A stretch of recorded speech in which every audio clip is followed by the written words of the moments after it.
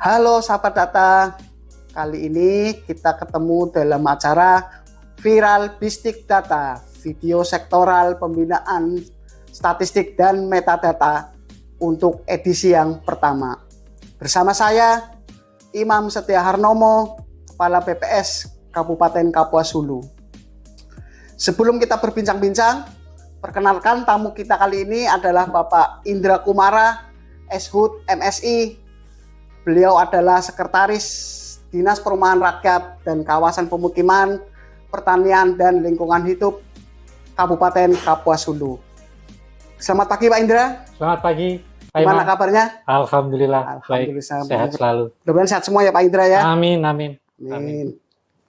Sebelum kita ngobrol lebih jauh, mungkin Pak Indra bisa bercerita tentang tugas pokok, fungsi, maupun visi misi dari Dinas Perumahan Rakyat, Kawasan Pemukiman, Pertanahan, dan Lingkungan Hidup. Ya, kalau kami dari Dinas Perumahan Rakyat dan Kawasan Pemukiman, Pertanahan, dan Lingkungan Hidup, sesungguhnya tidak mempunyai visi dan misi sendiri. Jadi kami mengikuti visi misi yang ada di Pak Bupati dan Wakil Bupati Kapuas Hulu terpilih. Jadi kami tetap mengunduk ke sana untuk mewujudkan visi Kapuas Hulu hebat. Nah, kami sendiri dari Dinas PR KPP LH itu menginduk kepada misi yang kedua, yakni mewujudkan Kapuas Hulu yang kreatif menuju desa mandiri, pengembangan aktivitas ekonomi yang adil dan pro rakyat serta ramah investasi. Dalam hal ini adalah kami fokus di dalam terutama di lingkungan hidupnya. Di samping juga untuk pelayanan dasar, perumahan rakyat dan kawasan pemukiman serta pertanahan. Itu yang diampu oleh dinas kami dalam hal ini. Oh baik Pak Indra, tentunya dalam mendukung program-program pemerintah kabupaten tentu ada peran khusus lah. Tadi disebutkan Pak Indra bahwa peran khususnya lebih ke lingkungan hidup ya Pak Indra ya? Ya, ada 3 kami ya, dari lingkungan hidup sendiri, kemudian perumahan rakyat dan kawasan pemukiman, serta pertanahan. Oke. Nah dari 3 itu prioritas utama itu tentunya butuh data pendukung Pak Indra untuk artinya menyukseskan lah dari program-program kerja dari Dinas Lingkungan Hidup tersebut. Nah, kira-kira dalam mendukung tersebut data-data apa saja yang tersedia di Dinas, Pak? Saat ini data yang ada di Dinas kami, ya, dalam hal ini yang utama nih ya, data-data utama itu seperti data rumah tidak layak huni. Itu untuk seluruh wilayah kabupaten dan di desa. Kemudian data-data untuk pertanahan, ini adalah terutama untuk aset berkaitan dengan aset Pemda. Dan yang terakhir berkaitan dengan lingkungan hidup, itu untuk data lingkungan, terdiri dari data untuk lingkungan kaitannya dengan komponen air, udara, dan tutupan lahan yang ada di Kabupaten Kapuas Hulu. Itu beberapa data utama. Sebenarnya data yang lain juga cukup banyak juga yang tersedia, termasuk ada pengaduan dan sebagainya. Ya, jadi data-data tersebut tentu sudah ada tujuan dan manfaatnya ya Pak Indra ya. Ya. Nah, data-data tersebut apakah memang berasal dari survei atau dari kompilasi Pak? Ya, sebagian kami di dinas melakukan pengambilan data lapangan sendiri, ya, hasil survei. Di samping juga kami mencari data itu dari informasi di tingkat desa dan kecamatan. Jadi kami tetap menyurati kepada desa dan kecamatan, mohon datanya. Nanti mereka membalas kepada kami. Untuk beberapa data juga kami menggunakan kompilasi dari yang tersedia, salah satu juga dari data BPS ya. Ini terima kasih banyak ini teman-teman BPS Kapuas Hulu. Pokoknya oke banget lah itu dengan Pak Imam. Banyak data ini termasuk Kapuas Hulu dalam angka biasa kami gunakan dalam perencanaan maupun untuk implementasi program dan kegiatan yang ada di dinas kami.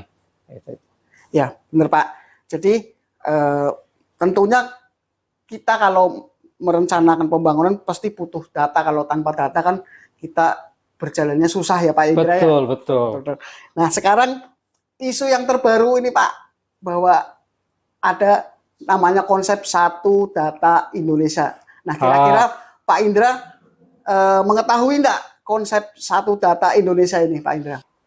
Ya, itu mungkin menganut pada peraturan Presiden nomor 39 tahun 2019. Iya benar Pak. Ini memang sebuah kebijakan baru dari pemerintah untuk tata kelola data yang lebih akurat, mutakhir, terpadu gitu ya, dan nanti istilahnya dapat dipertanggungjawabkan.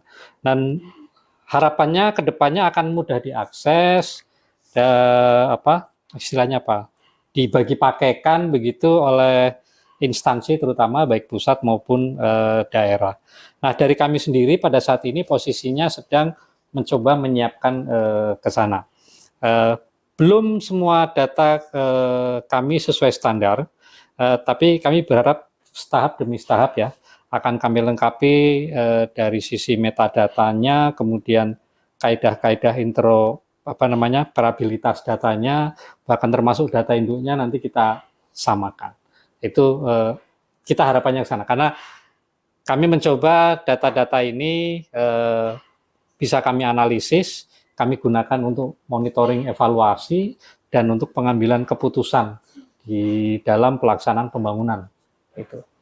Baik Pak Indra, dari penjelasan Pak Indra tadi sebenarnya di Dinas Lingkungan Hidup sudah mengetahui lah ya prinsip-prinsip dari satu data Indonesia, namun penerapannya belum maksimal ya atau belum optimal. Nah, kira-kira langkah-langkah apa nih yang akan dilakukan oleh Dinas Lingkungan Hidup untuk dapat menerapkan prinsip satu data Indonesia, Pak Indra? Ya, beberapa langkah yang saat ini kami lakukan, kami lebih utamakan untuk data spasial dulu saat ini. Karena kebetulan saya punya latar belakang spasial ya. Data-data ini kami lengkapi metadatanya menggunakan standar dari Badan Informasi Geospasial yang ada di Bogor.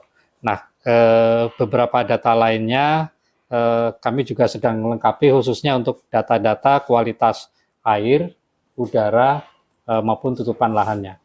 Nah, nanti trip berikutnya kami saat ini juga sedang mencoba menyusun standar operasional prosedur begitu ya, untuk bagaimana kita bisa mempunyai data yang baik. Gitu. Wah, sepertinya menarik nih Pak, mengenai data spasial, tadi kemudian mengenai karakteristik air ya, kualitas air. Nah, sepertinya kalau itu bisa diwujudkan tuh sangat bagus Pak untuk pemerintah kabupaten gitu Pak. Moga-moga. Mudah-mudahan bisa ya Pak ya. Mohon doanya, mohon restunya ya. Nah, tentunya dalam mempersiapkan data-data tersebut Pak, seperti data spasial, kualitas air dan sebagainya, tentunya itu di samping perlu perencanaan juga pasti ada kendala-kendalanya Pak. Nah, kira-kira dalam mempersiapkan data-data tersebut, apa kendala-kendala yang ditemui oleh dinas Pak? Ya, tantangan utama kami lebih kepada kapasitas sumber daya manusia. Ya, karena kita tidak bisa menutup mata kan beberapa staf itu kemudian mengalami rotasi, kemudian dimutasikan ya. Yang ternyata bagus dipromosikan. Nah, ini kan juga kita berharap menahan yang bersangkutan terus kan juga tidak bisa ya. Nah, ini tantangan utama kami. Tapi kami juga mencoba moga-moga nanti kalau standar operasional prosedurnya itu sudah fix, paling tidak siapapun yang masuk menggantikan akan lebih mudah mengimplementasikannya. Nah, jangan sampai nanti datang orang baru kebingungan dia tugasnya apa. Iya benar. Nah, di samping itu saat ini untuk mengantisipasi persoalan sumber daya manusia, kami juga menyiapkan indikator-indikator kinerja ya dari para pejabat hingga staf di dinas kami, sehingga lagi-lagi siapapun yang menjadi pejabatnya maupun staf penggantinya itu dia sudah tahu targetnya apa. Gitu. Dan berikutnya harapannya paling tidak ada dukungan dana yang saat ini sudah ada, semoga bisa ditambah begitu ya. Karena bagaimanapun untuk mengambil data lapangan kaitannya dengan dinas kami ya yang cukup besar ini dengan wilayah Kapuas Hulu yang sedikit di bawah Provinsi Jawa Tengah gitu ya, cukup membutuhkan biaya yang cukup banyak. Dan kami selalu berkomunikasi juga dengan tim anggaran pemerintah kabupaten, kedepannya anggaran kami untuk bisa diperhatikan, kira-kira seperti itu. Nah, moga-moga jika kapasitas SDM bisa tetap kami jaga, kemudian SOP-nya bisa kami siapkan, anggarannya mencukupi, paling tidak data-data yang kami harapkan itu sudah mulai membaiklah ke depannya, semakin baik itu. Baik Pak, mudah-mudahan aja pemerintah kabupaten maulah menambah anggaran Pak. Amin. Karena memang anggaran itu merupakan salah satu faktor ya Pak yang menentukan dalam program-program lah. Nah sekarang Pak, kita kaitkan dengan satu data Indonesia.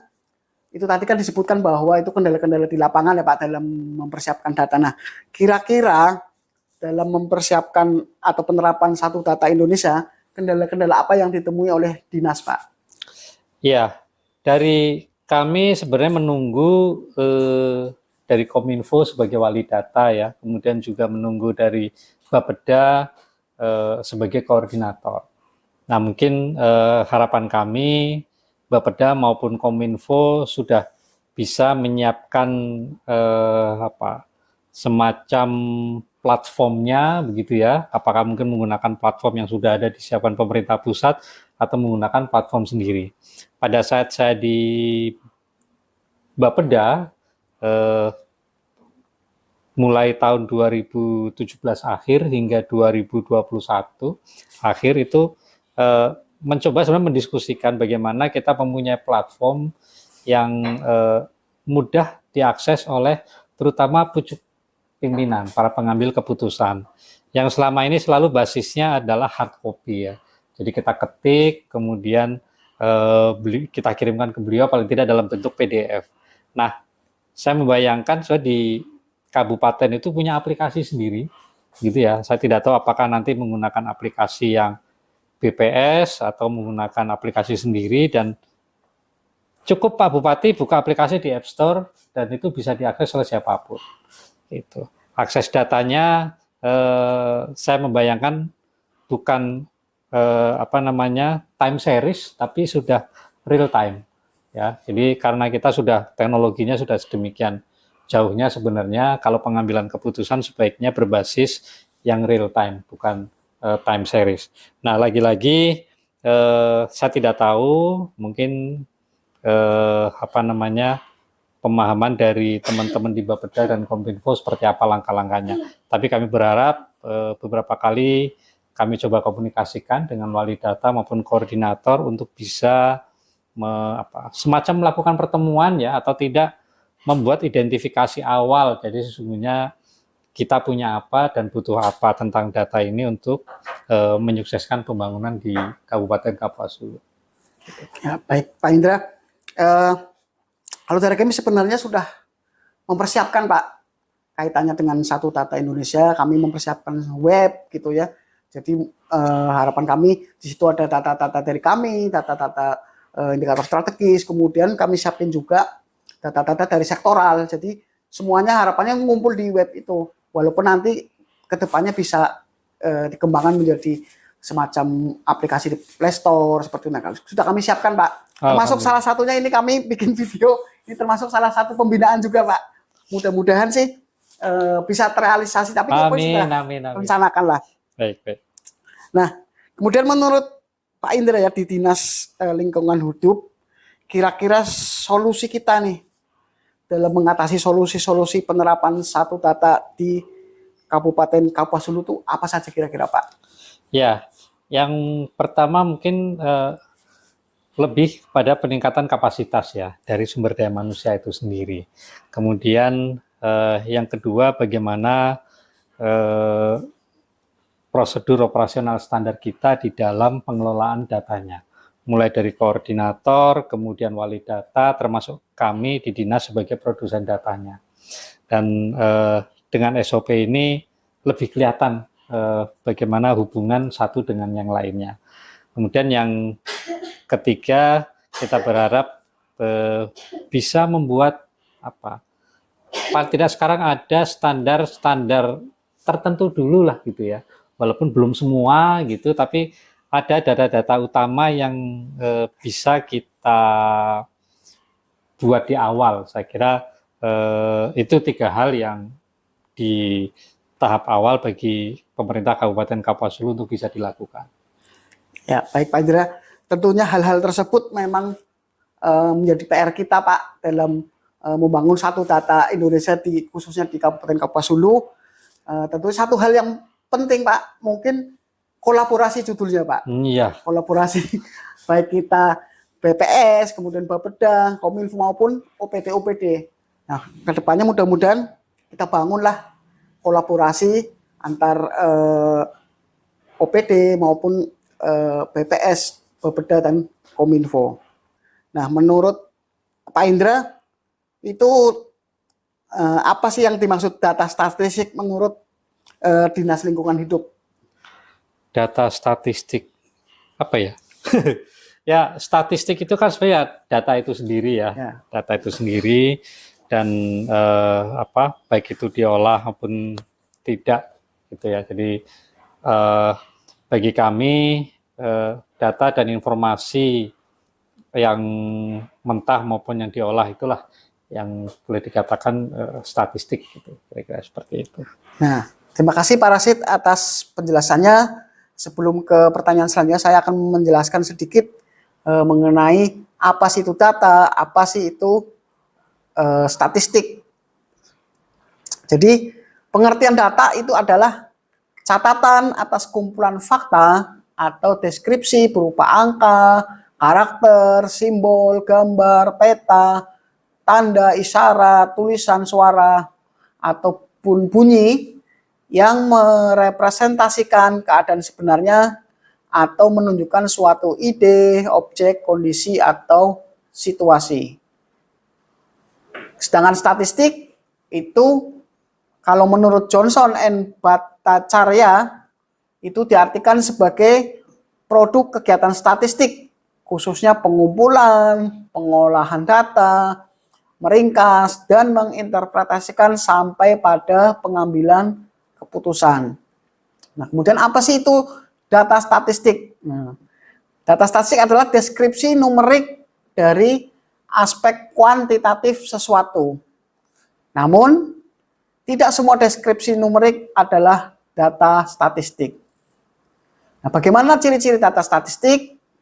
Yang pertama harus dalam bentuk agregat, seperti jumlah, rata-rata, proporsi, presentasi, dan rasio. Kemudian yang kedua, perubahan karakteristik fenomena yang teliti disebabkan oleh sejumlah kekuatan yang bekerja secara simultan. Contoh, perubahan yang terjadi pada jumlah penduduk dan sebagainya. Kemudian diperoleh dengan cara pencacahan atau pengukuran atau diestimasi dari data sampel berdasarkan standar akurasi yang memadai. Kemudian ciri berikutnya harus dikumpulkan secara sistematik dengan maksud dan tujuan yang telah ditetapkan sebelumnya. Nah, kemudian kita tahu ada beberapa jenis-jenis data. Nah, jika dikelompokkan menurut cara pengukuran, data itu ada 2, yaitu data kualitatif dan data kuantitatif. Sedangkan kalau menurut waktu pengumpulan, yang pertama ada data cross section, yang kedua ada data time series. Sedangkan menurut tingkat pengukuran, itu ada data nominal, data ordinal, data interval, data rasio. Sedangkan menurut sumber, itu ada 2, data internal dan data eksternal. Sedangkan menurut cara pengumpulan, ada 2 juga, yaitu pertama data primer, yang kedua data sekunder. Sedangkan menurut teknik pengumpulan, itu ada namanya sensus dan survei. Inilah yang sering dilakukan oleh BPS, Pak. Jadi sensus dan survei. Nah, kemudian orang sering bertanya, bagaimana sih data statistik itu dikatakan sebagai data yang baik? Nah, tentunya ada syarat-syarat bahwa suatu data statistik itu dikatakan yang data yang baik. Yang pertama adalah harus objektif. Artinya harus sesuai dengan keadaan yang sebenarnya dan diungkapkan apa adanya dengan keterangan yang benar. Yang kedua, harus representatif atau mewakili. Artinya harus mewakili kelompok objek yang diamati. Nah, yang ketiga, akurat dan reliable. Artinya mampu secara tepat menggambarkan kondisi yang sebenarnya. Kemudian syarat berikutnya, tepat waktu. Artinya menggambarkan suatu fenomena atau kejadian disajikan tidak lama berselang dari waktu terjadinya fenomena tersebut dan harus tersedia pada saat dibutuhkan atau up to date. Kemudian syarat berikutnya adalah relevan, artinya ada hubungan dengan masalah yang akan diselesaikan. Syarat berikutnya koheren, artinya konsisten dan sesuai dengan indikator lain yang serupa atau saling terkait. Kemudian syarat berikutnya menyeluruh atau lengkap, artinya dapat memberikan informasi selengkap-lengkapnya sehingga gambaran yang diperoleh tidak bersifat sepotong-sepotong atau parsial. Itu parasit penjelasan sedikit mengenai data dan statistik. Nah, tadi penjelasan bahwa Pak Indra sudah memahami lah mengenai data statistik. Nah, tadi juga penjelasan Pak Indra disebutkan bahwa dalam penyediaan data di dinas itu tadi ada survei maupun kompilasi data ya. Nah, ini kaitannya dengan standar data nih Pak. Kira-kira di dinas apakah sudah menerapkan kaidah-kaidah statistik Pak, khususnya mengenai metodologi maupun pengolahan datanya Pak? Ya, kalau di dinas sendiri umumnya lebih kepada untuk statistik deskriptif ya. Jadi pengolahan datanya belum mengarah kepada seperti penghitungan peluang dan sebagainya. Jadi lebih kalah deskriptif karena umumnya kan di kami sendiri keterbatasan dari SDM ya, dari beberapa banyaknya metode statistik yang ada itu tidak banyak dikuasai oleh staf-staf kami. Nah, sebenarnya menarik seperti misalnya bagaimana kami luasnya wilayah Kapuas Hulu ini tidak mungkin dijangkau semua. Saya punya staf yang memahami bagaimana kemudian menarik sampel contoh begitu ya. Dan saya kira mungkin kalau teman-teman yang sarjana pernahlah mengalami kuliah paling tidak 1 semester untuk statistik dasar. Tapi karena barang itu tidak sehari-hari dilakukan, saya yakin akan banyak lupa. Nah, ini mungkin dari kami yang masih harus ditingkatkan karena agak sulit untuk menjangkau seluruh Kapuas Hulu ya. Sehingga kita harus pengambilan sampel, bagaimana sampel itu bisa mewakili seluruh pihak. Kalau kemudian sampel itu responden, berapa banyak respondennya, nanti pembagian kelasnya juga seperti apa. Nah, ini dari kami yang saat ini masih kurang. Namun demikian pengolahan secara umum tadi lebih banyak dalam bentuk statistik deskriptif ya, untuk menyimpulkan dan mendeskripsikan data-data apa saja yang ada di dinas kami. Ya, baik, terima kasih Pak.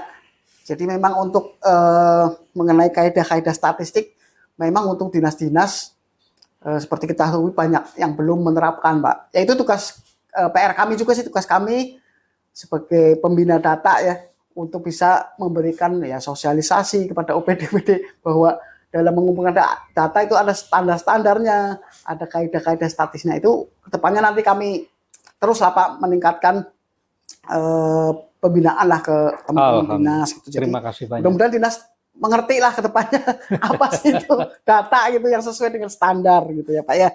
Nah kemudian tadi dalam prinsip satu data Indonesia tentunya kan ada namanya memiliki standar data, kemudian memiliki metadata, Ya, ya. interoperabilitas. Nah sekarang Pak, kira-kira dinas di tempat Pak Indra ini mengetahui enggak Pak apa itu metadata Pak? Ya, kalau yang sejauh yang kami pahami ya, yang dimaksud dengan metadata itu kan deskripsi detail tentang data itu sendiri ya. Jadi sekumpulan informasi lah di dalam data itu. Nah, untuk di kami saat ini baru data spasial yang kami coba metadatanya menggunakan standar dari Badan Informasi Geospasial. Jadi ringkasan-ringkasan detail mendasar tentang data spasial yang kami punya itu biasa kami siapkan di aplikasi menggunakan aplikasi geospasial standar. Nah, biar kami bisa lebih mudah itu mencarinya gitu ya dengan metadata ini, dan ke depan memang kami bisa melengkapi semua data yang ada di dinas kami dengan keseluruhan metadata sehingga lebih mudah dicari, dioptimalisasi gitu ya, dan ada kata-kata kunci penting itu yang yang sering dicari lah kira-kira seperti itu. Terima kasih Pak Rasid atas penjelasan mengenai metadata. Jadi saya akan sedikit menjelaskan apa sih itu metadata. Jadi metadata adalah informasi terstruktur yang mendeskripsikan suatu informasi dan menjadikannya mudah ditemukan, mudah digunakan, atau mudah dikelola. Metadata sering disebut sebagai data tentang data, atau kata lainnya juga informasi tentang informasi. Jadi metadata kegiatan statistik sektoral itu berarti memuat informasi yang menggambarkan atau mendokumentasikan tentang penyelenggaraan kegiatan statistik sektoral. Nah, metadata ada jenis-jenisnya Pak. Jadi dalam rangka mengelola metadata, BPS melakukan inventarisasi metadata. Inventarisasi dilakukan dengan menggunakan formulir metadata statistik seperti yang tertuang pada Peraturan BPS nomor 5 tahun 2020. Jadi metadata itu ada 3 Pak. Yang pertama metadata statistik kegiatan, yang kedua metadata statistik indikator, yang ketiga metadata statistik variabel. Nah, apa sih itu metadata statistik kegiatan? Jadi metadata statistik kegiatan adalah metadata kegiatan statistik merupakan sekumpulan atribut informasi yang memberikan gambaran atau dokumentasi dari penyelenggaraan suatu kegiatan statistik. Sedangkan metadata statistik indikator merupakan suatu metadata yang dikumpulkan kaitannya dengan informasi yang melekat pada indikator yang dihasilkan dari suatu kegiatan statistik.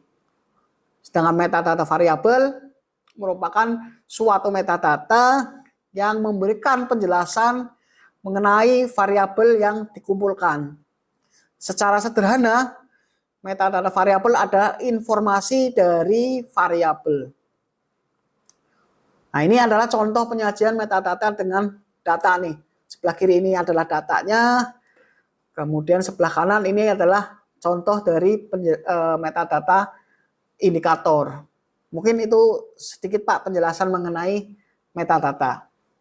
Baik Pak Indra, dari penjelasan Pak Indra tadi untuk Dinas Lingkungan Hidup sepertinya sudah mengetahui apa itu metadata ya. Karena metadata ini memang sesuatu yang baru lah.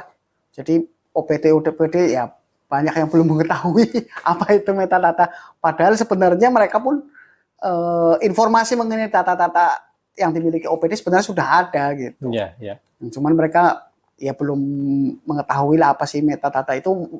PR kami lah Pak Indra untuk memberikan pembinaan sosialis pada OPD bahwa dalam data itu ada sebuah informasi gitu, dan informasi tersebut sebaiknya memang disampaikan.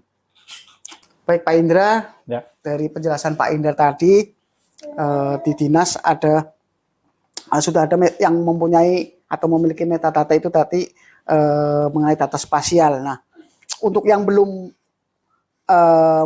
memiliki metadata itu kedepannya bagaimana Pak untuk dinas? Kami dari dinas akan terus perbaiki ya dan tingkatkan kualitas data yang ada di dinas kami. Tahapnya semoga melalui SOP kami siapkan dulu ya. SOP kami siapkan dulu, dan harapan berikutnya adalah sumber daya manusianya bisa kapasitasnya mencukupi. Ya, mohon bantulah dari kawan-kawan BPS ini. Siap. Ya. Mungkin ada pelatihan sedikit kecil-kecilan. Siap, gitu ya. Pak. Itu udah untuk tugas dinas kami, Pak. Sudah tugas kami memberikan pembinaan, Pak. Itu. Ya, itu. Nah, untuk yang data spasial tadi kan sudah memiliki metadata ya, Pak ya. Dalam metadata kan ada metadata kegiatan, metadata variabel, metadata indikator. Nah, untuk yang spasial itu kira-kira metadatanya gimana, Pak? Kami mengikuti standar yang ada di Badan Informasi Geospasial. Jadi sebagian data itu sudah kita konversi ke geodatabase. Nanti di dalamnya sudah ada tabel-tabel yang memang secara standarnya sudah ada. Saya tinggal mengisi saja, pembuatnya siapa, data tentang apa dan sebagainya. Berarti lebih ke metadata variabel atau metadata indikator, Pak? Lebih ke variabel. Variabel ya? Iya. Oh, baik, Pak. Nah, mungkin kedepannya nanti Pak bisa sampaikan ke kami, Pak, untuk metadata yang sudah ada tadi untuk data spasial. Jadi ini nanti bisa kami tampilkan ke OPD-OPD sebagai contoh ini loh, bahwa Dinas Lingkungan Hidup sudah membuat metadata gitu, Pak. Siap. Jadi biar OPD-OPD lainnya bisa menyampaikan juga metadata, karena saya yakin OPD sudah ada sebenarnya itu. Mungkin mereka belum menyusulnya aja, Pak. Ya, nah, mudah-mudahan dari Dinas Lingkungan Hidup ini bisa buat contoh lah, Pak. Kami tampilkan nanti di sosialisasi. Jadi OPD bisa tahu, yang pertama memberikan data metadata itu baru lingkungan hidup gitu. Ya, enggak apa-apa, Pak. Segera sampaikan. Nanti kami tampilkan di websitenya gitu, Pak. Ya. Terima kasih Pak Indra. Baik, sama. Banyak informasi yang sudah kita dapatkan dari sesi wawancara kita hari ini. Mungkin sebelum kita mengakhiri podcast Viral Bistik Data ini, Pak Indra bisa kasih closing statement lah, Pak, tentang pendapat Pak Indra mengenai penerapan Satu Data Indonesia, kemudian pembinaan statistik sektoral di Kabupaten Kapuas Hulu. Silakan Pak Indra. Ya, di akhir sesi ini kami dari Dinas Perumahan Rakyat dan Kawasan Pemukiman, Pertanahan dan Lingkungan Hidup mengucapkan banyak terima kasih pada teman-teman BPS Kabupaten Kapuas Hulu ini untuk data-data yang bisa kami akses ya, sehingga bisa kami gunakan dalam pengambilan keputusan. Dan kami ke depan berharap teman-teman BPS jangan bosan membina kami, Pak. Siap. Ya, karena bukan dasarnya statistik, ya. Karena dulu kalau udah mata kuliah statistiknya agak lain-lain. Gitu ya, kami berharap pembinaan ini nanti bisa terus berjalan, berlanjut terus, sehingga harapannya ke depan kita bisa dukung Satu Data Kabupaten Kapuas Hulu untuk Kapuas Hulu hebat. Terima kasih Pak atas waktu yang sudah diberikan dan mau mampir ke sini. Intinya kami tidak pernah bosan, Pak, memberikan pembinaan lah gitu, pembinaan SATSIK pada OPD-OPD. Nah, untuk sahabat data, jika memang ada beberapa hal yang ingin ditanyakan, bisa disampaikan di kolom komentar. Nanti kami akan menjawabnya. Kami rasa untuk acara kali ini Viral Bistik Data edisi 1 cukup sampai di sini. Sampai bertemu kembali di sesi berikutnya. Saya Imam Setia Harnomo pamit undur diri. Terima kasih.